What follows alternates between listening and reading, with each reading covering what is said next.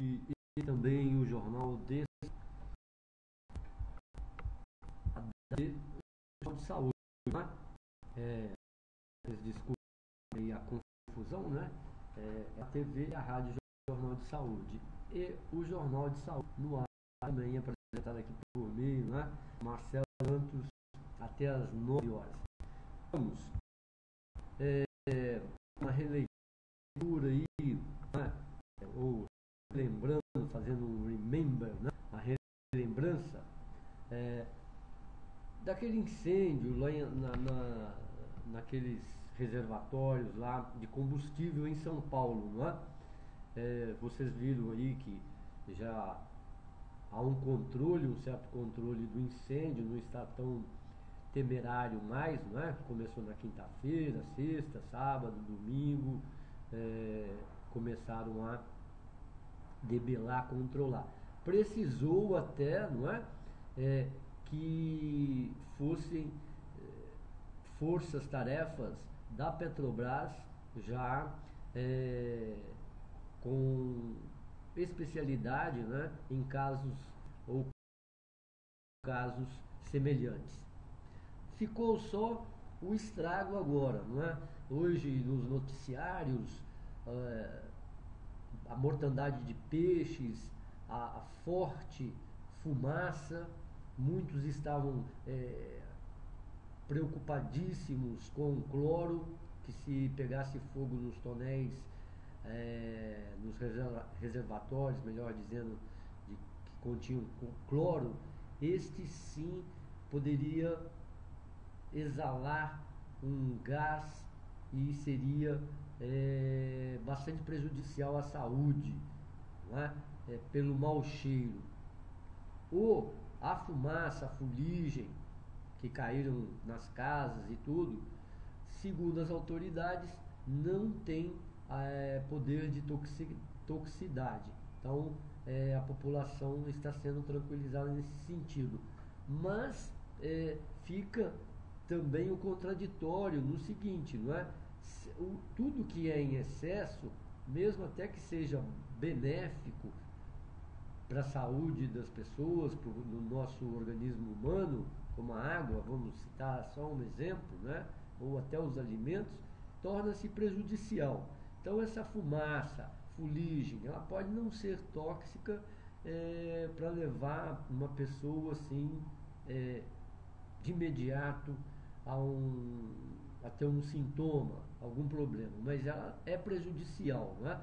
Acredito que as pessoas que estão vivendo isso devam ter um tratamento, devam ser encaminhadas assim para exames toxicológicos e até pulmonares, não é? Porque muitas pessoas são alérgicas. Eu quero até lembrar, eu estava vendo também uma reportagem, aí nesse caso aí, a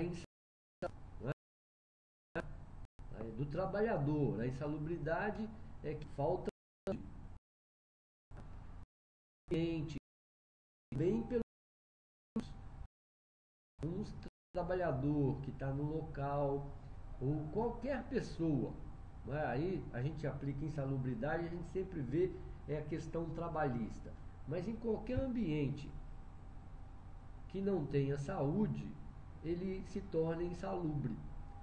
Então, no caso aí, se aplica, por exemplo, o pó do cimento em excesso, o pó de obras, não é?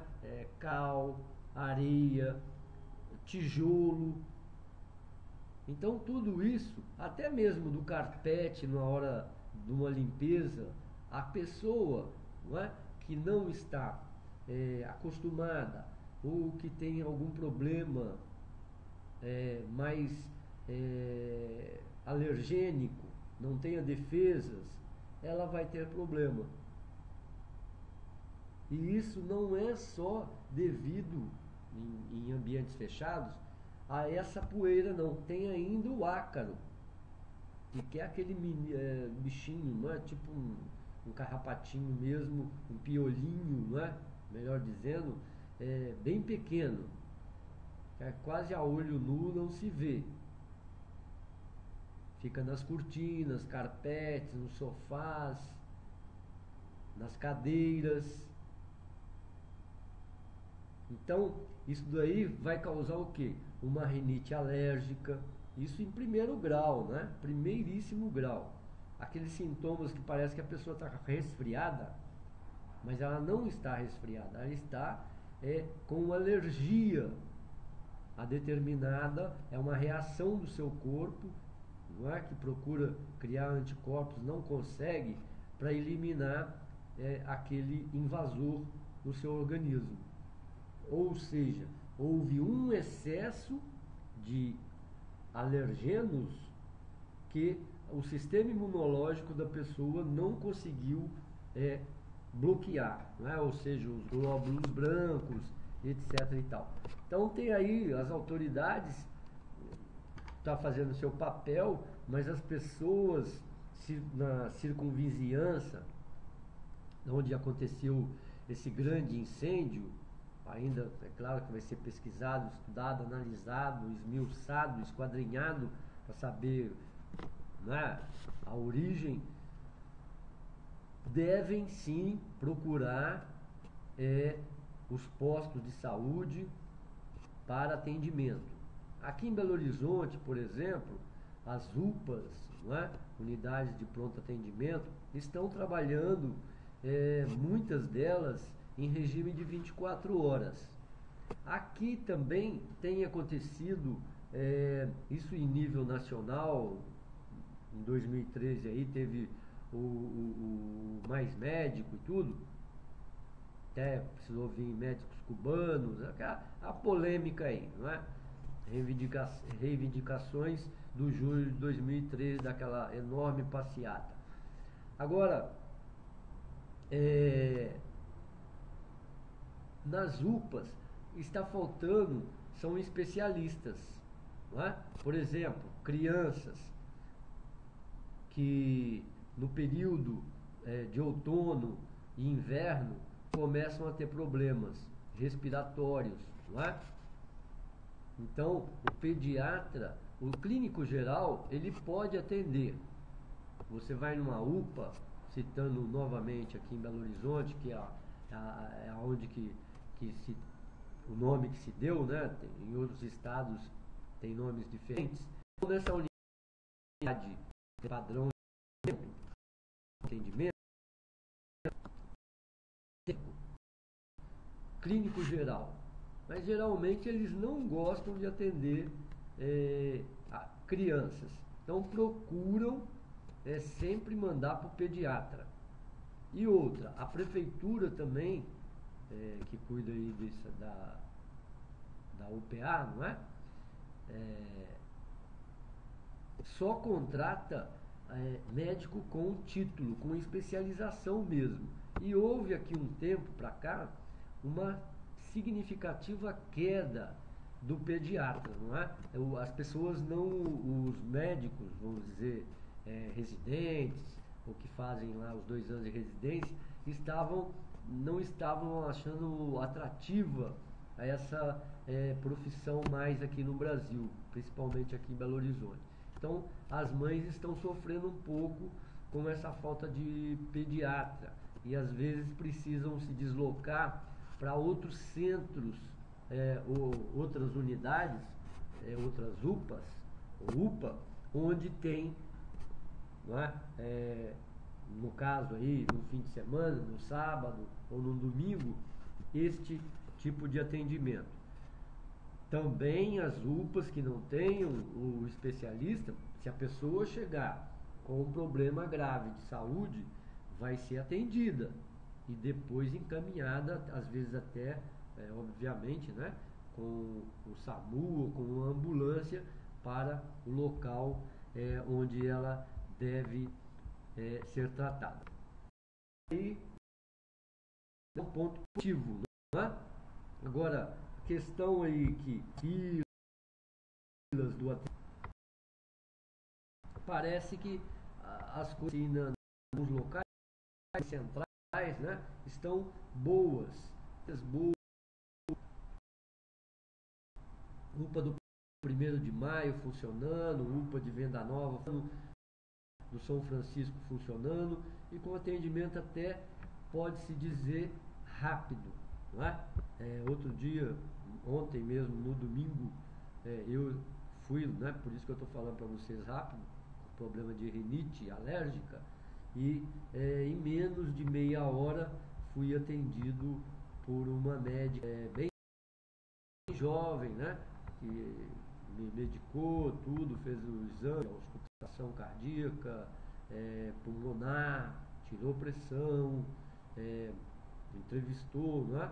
E isso tudo em menos aí de meia hora realmente, né? Entre fazer lá a fichinha, você dá identidade, aguardar e tal, foi bastante rápido mesmo, surpreendente até, não é? Surpreendente.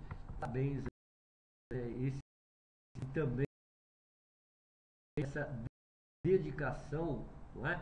De 24 horas aí de trabalho que as UPAs, não é? Que estão ainda em fase ainda de implantação em toda a grande Belo Horizonte, para a comunidade como um todo, para as pessoas que precisam, né? Infelizmente, não é, gente?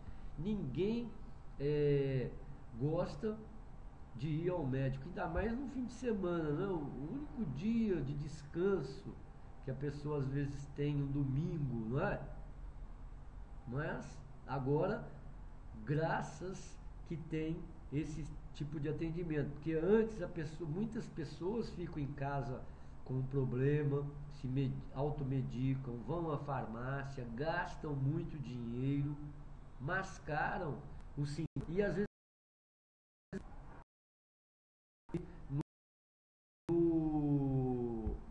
no médico e fica com aquele problema se arrastando muito e muito tempo. Não, eu tenho que trabalhar, eu tenho assim, você demitido já até a economia e tal.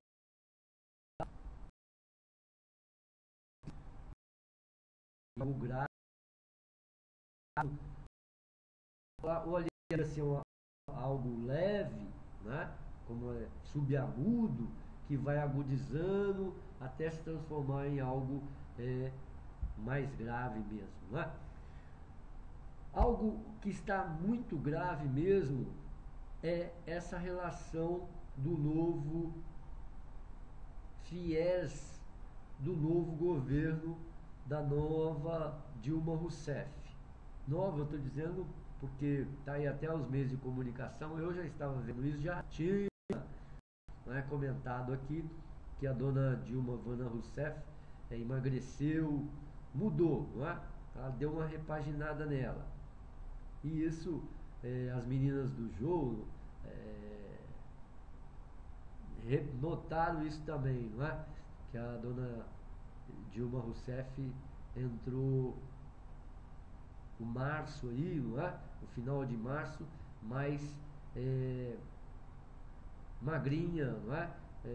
Mudou um pouco também a vestimenta e tudo. E com isso tem coisas que estão vindo aí no governo, por exemplo, aí o FIES, não é? Que é o financiamento do estudante para as universidades, e está com problema, não é? Por exemplo, aqui estou com uma matéria aqui da Folha de São Paulo de hoje: universidades particulares planejam cortar investimentos, oferecer crédito privado e criar até cursinho para alunos do ensino médio, tudo isso para reduzir o impacto das restrições do governo ao FIES, Programa Federal de Financiamento a Universitários. Cresceu muito, né, gente, o FIES nos anos... tinha até filhinho de bacana que tinha carro do ano importado, que pegava dinheiro no FIES, né? Sempre acontece isso. É impressionante, gente, como que a falta, né, assim, de respeito, a falta de limites, né, fica patente, agravante, é preciso ser denunciado, é preciso de tudo. Por que acontece isso? Porque deveria haver só um critério, que seria o critério econômico. que já beneficiaria muita gente, excluiria outras muita gente. Quanto que ganha o pai, quanto que ganha a mãe, qual que é a renda familiar, quanto que você ganha, não é mesmo? Não tem como mentir, poxa, você pega um olerite, não é? Você pega o seu olerite do seu pai, de sua mãe, se todos trabalham, coloca lá uma cópia no processo.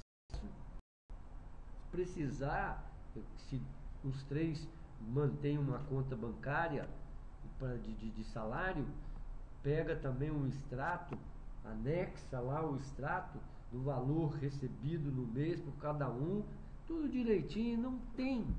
E se a instituição ainda quiser, é só fazer uma consulta aí, a empresa, departamento pessoal, consultas sigilosas e tudo, para saber realmente a renda da pessoa. Ponto final. Cadastrar e dar o benefício para as pessoas. Agora o governo está com mais uma novidade. Para restringir o crédito, vai ficar muita gente para fora. Quem zerar na prova de português ou de redação, acho que é de redação, viu? Desculpe aí, não é de português não. Não vai poder nem se candidatar ao crédito, não é? Ao financiamento do FIES. E isso vai excluir muitas pessoas. Olha, tenho aqui uma fala de um dos entrevistados na matéria, está dizendo assim: estamos reavaliando projetos previstos no orçamento como ampliação de prédios e instalações de Wi-Fi nos campi, disse o superintendente da Tiradentes, André Tavares. A universidade estima que perderá de 10% a 15% do número de calouros, 35% de seus alunos usam o FIES. Né? Na URI, Rio Grande do Sul, a criação de cursos será revista. No caso da Unifor, Ceará, os investimentos já anunciados serão mantidos para a instituição, que freará novos projetos. Então, vai desfocar muito aluno, né? Vai acabar com a esperança, não é mesmo? O sonho de muitos alunos aí que queriam estudar. Outra coisa, gente, o que eu estou falando é muito sério. Na década de 80, nós tínhamos aí projetos das universidades livres, que eu acredito que ainda funcione e muito na Inglaterra, França, na Europa. E aqui acabou esse assunto. A universidade livre era local onde você poderia cursar, fazer um curso, né? Ele não era aí gerido aí por MEC, essas coisas todas, mas tinha uma espécie de titulação, tudo que a pessoa iria ali ter comprovada que ela adquiriu conhecimento, não é? Sumiu. O FIES está aí, veio aí, talvez no decorrer aí do programa aí do Fernando Henrique Cardoso, com a entrada do Luiz Inácio Lula da Silva. E agora está sendo parado, visto que o ideal seria o governo garantir, que não quis garantir, não é? O ensino público, gratuito, laico, não é? Do maternal à universidade, que seria o dinheiro mais bem empregado dos impostos recolhidos, porque desde as instalações tem que contratar engenheiros, construtoras, as instalações precisam ser melhores, não é? Até mesmo, parece que é utopia, mas não seria, porque teriam que ter unidades com centros de treinamento para quem pratica esporte, não é? Muitas coisas aí, até piscina olímpica, pistas de atletismo, mas não se pensa assim, não é? É bem engraçado isso.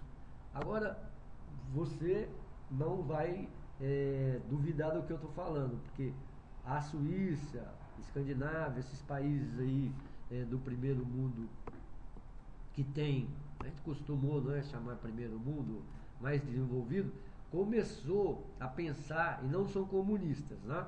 Começou a pensar esse projeto desde a Primeira Guerra Mundial, ou desde que teve a Revolução na Rússia, a Revolução bolchevique, comunista, que depois ficou conhecida, capitalismo e comunismo.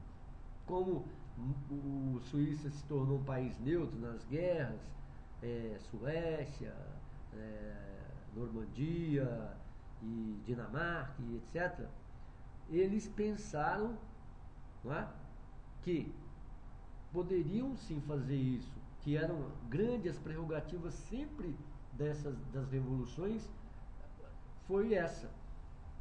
Como que a Revolução Comunista de Cuba deu certo? Porque realmente lá eles fizeram uma ampliação do ensino e da medicina que deixou muitos países, como o Brasil e até de outros países, para trás, não é? Avançaram. Aí depois, é claro, veio o problema do embargo econômico, problemas de tecnologia, problemas de currículo, a atualização e tudo, mas hoje, pra você ter uma ideia do que eu estou falando, Cuba, nada mais nada menos, forneceu ao Brasil 15 mil médicos. Tem problemas aí, vieram pessoas que não eram médicos, tem problemas lá na Venezuela também, porque nada é perfeito, não é? Na crise que teve na África agora do Ebola, que parece que está um pouco controlada, não tem muitas notícias a respeito, eles mandaram um efetivo de 400 pessoas, entre eles médicos, não é? Pessoas da área de saúde.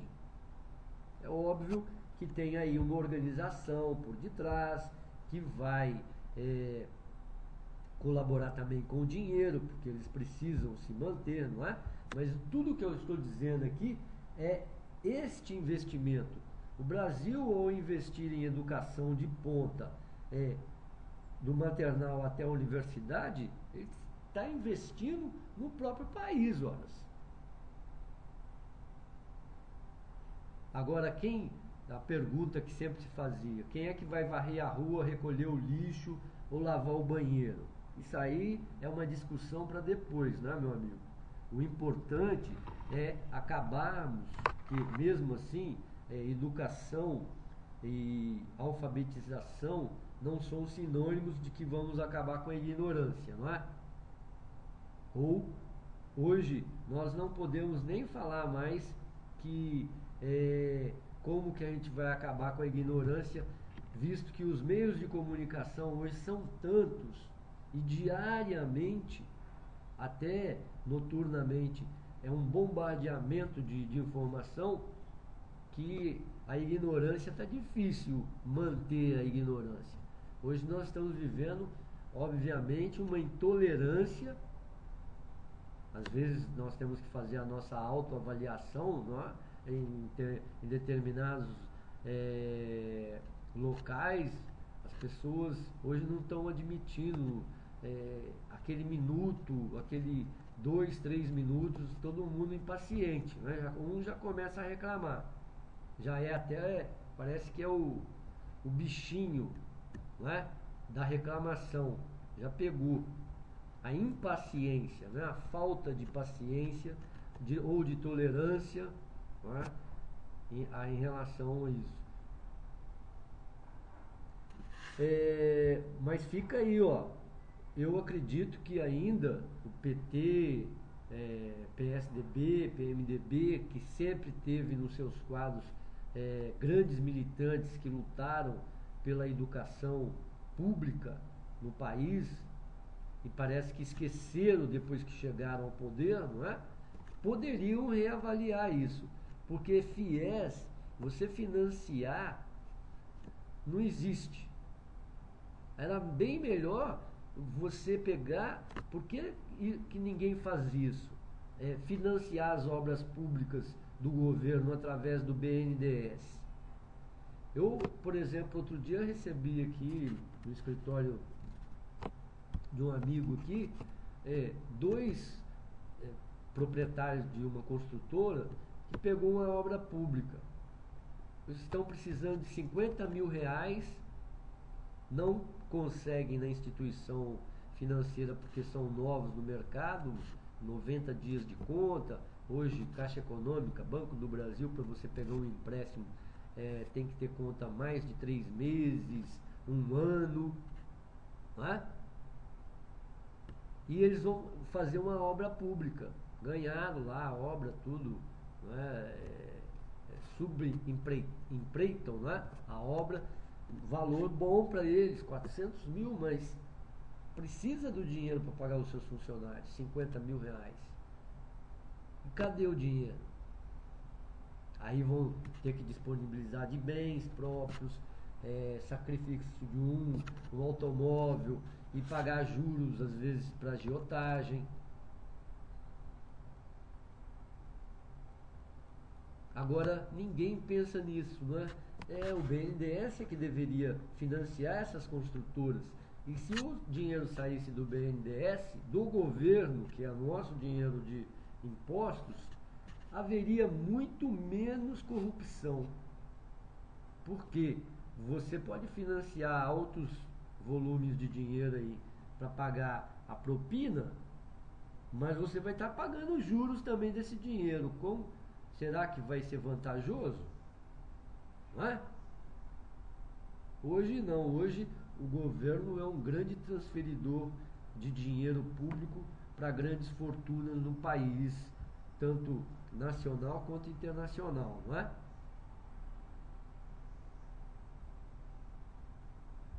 É uma coisa que precisa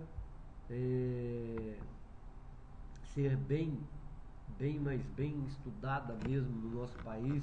Não é só reforma política, não é só reforma econômica, tributária, precisa ter outros estudos no país. Nós mais voltando a velha de uma ditadura, uma ditadura, outra que é tempo de dois, sempre as mesmas receitas. E não é por aí, não é? Olha, o incêndio na área do Porto de Santos interrompe navegação e tráfico. Comando dos Bombeiros afirmou que incêndio deve terminar na segunda. Ainda falta combater o fogo em 2 tanques de gasolina. Hoje, né? Segunda-feira, viu? Tá aqui no Bom Dia Brasil que eles informaram isso. Estou lendo ainda, né? O incêndio em tanques de combustíveis em Santos, no litoral paulista, já dura quase 100 horas. A navegação e o tráfego de caminhões na área de Porto estão suspensos até que o fogo seja totalmente controlado. As chamas que chegaram a ficar baixas voltaram a ficar altas. Os bombeiros não dão uma previsão, mas o comando afirmou que o incêndio deve terminar nesta segunda-feira. Ainda falta combater o fogo em 2 tanques de gasolina. O local foi isolado, não é? Então, bom é que perto do porto e tal, né?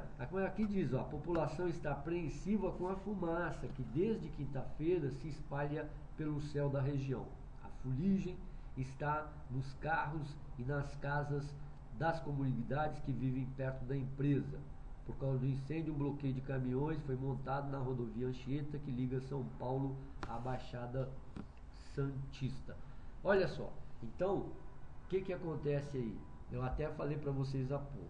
Essa fuligem, o pessoal aí veio já não assistir lá no Primeira Hora, que não vai fazer mal não, mas o excesso vai fazer mal sim. Então, o que deveria estar sendo indicado aí para a população, e até mesmo eu acredito que seria boa indicação, um mutirão aí de enfermeiros ou pessoas especializadas aí para fazer algum tipo de orientação, até mesmo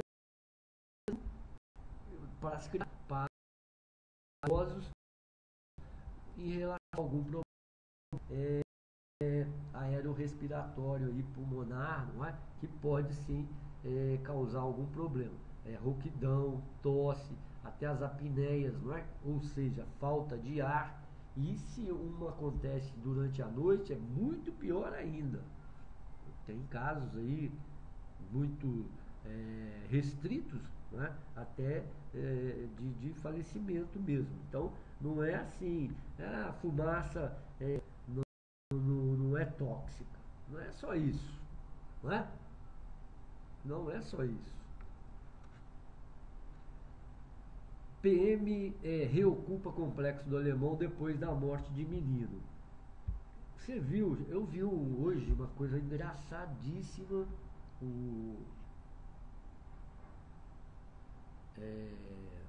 secretário, né? Ele foi secretário, agora ele que organiza todo o complexo lá da polícia do Morro do Alemão, né?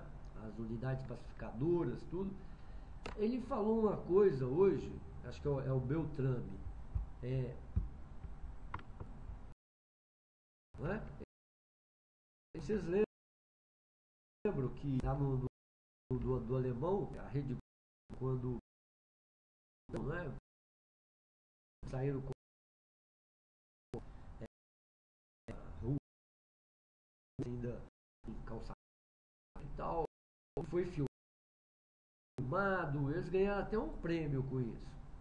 Aí o que esse senhor falou? Olha, quando foram colocadas essas unidades nestes locais, não se tinha, né, na época, ele tem razão de falar isso, mas é bem meio complexo, né? Porque na época não se tinha a preocupação de que os policiais teriam enfrentamento com os bandidos.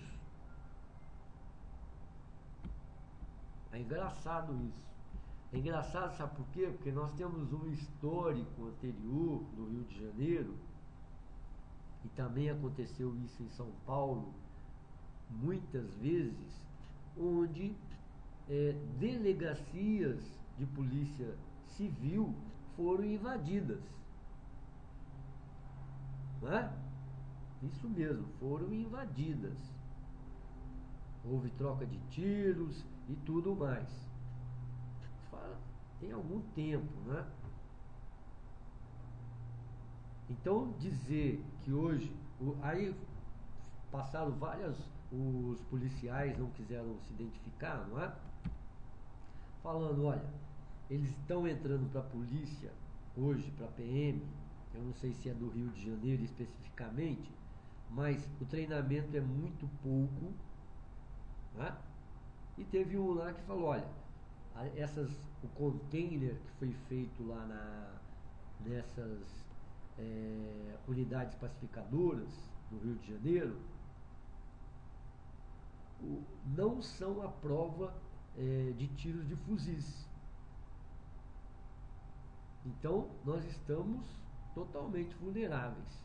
Aí veio esse secretário dizendo aí que e também veio o governador Luiz Fernando Pezão e já anunciando que entre abril e maio tem mais de 30 milhões aí que vão ser investidos na segurança dessas unidades de pacificação no Rio de Janeiro, que pelas imagens que vemos aí, que assistimos, tá mesmo uma guerra entre os bandidos, não é? E a polícia. E principalmente o negócio está se reagudizando aí depois da morte do menino, né, que já foi aí para sua terra natal, vai ser enterrado, não é? O menino que parece não, é do Piauí, não é? E foi morto com um tiro porque o soldado se enganou ou pensou realmente que ele estava com uma arma na mão e ele estava com um celular para o Brasil todo, o mundo todo, né? Sua mãe e seu pai. Bom, gente, vamos terminando aqui o nosso Jornal de Saúde, não é? São 36 minutos aqui de notícias e comentários aqui para vocês, tá? Amanhã nós voltamos com o nosso Jornal de Saúde aqui e fica aí com a nossa programação musical. Vamos ver aqui se nós gravamos direitinho aqui, colocamos aí para você, né, no YouTube, né? Para que você assista aqui a reprodução do nosso jornal aqui na TV Jornal de Saúde, que é ao vivo também, né? Obrigado, saúde, paz e até amanhã às 8h30.